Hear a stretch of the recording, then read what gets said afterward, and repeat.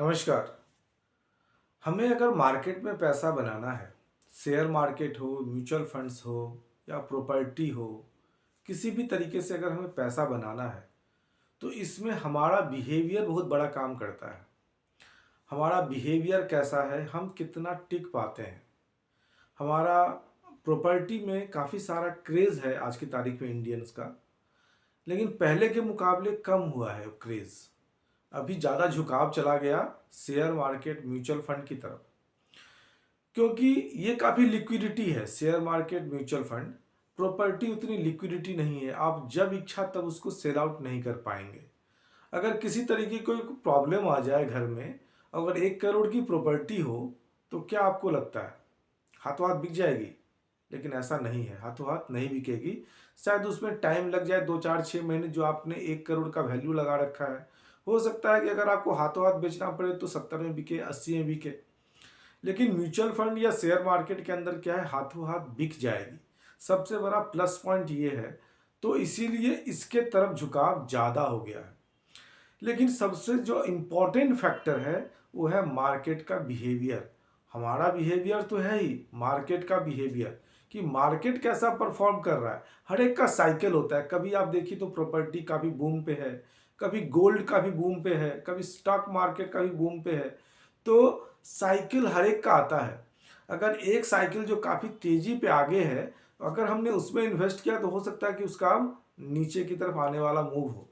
अभी पिछले 10 से 11 साल देखिए, प्रॉपर्टी में उतना बूम नहीं था। अभी फिर से तेज़ी पकड़ना स्टार्ट हुआ है। हो सकता है कि फिर 5 साल के बाद फिर से वापस प्रॉपर्टी नीचे की तरफ जाने लग जाए।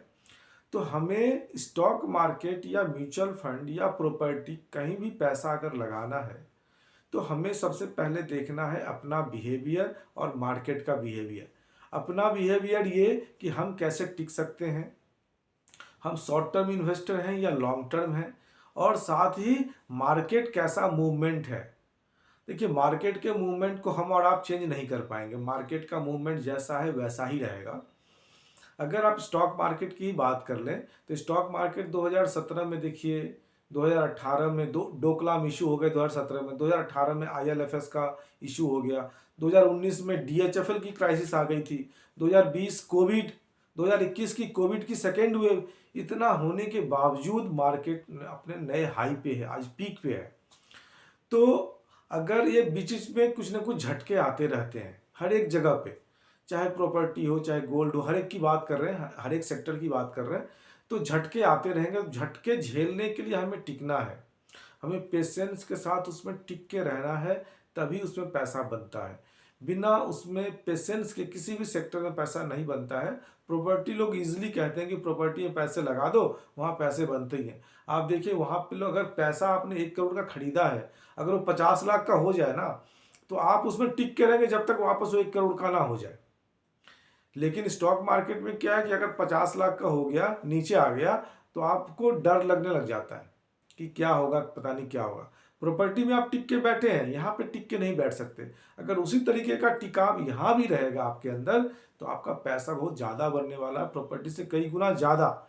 आप यहाँ पे देखिए, कई लोग प्रॉपर्टी में जो 10 20 साल, 30 साल, 40 साल तक टिके हुए हैं, यहाँ पे 2 साल 4 साल के बाद ही उनकी हालत खराब हो जाती है, 6 महीने। क्योंकि हमारा विजन शॉर्ट टर्म है। एक कंपनी जिसने स्टार्ट किया, उसका तो लॉन्ग टर्म विजन है। वो कंपनी को किसी अलग लेवल पे ले जाना चाहता है।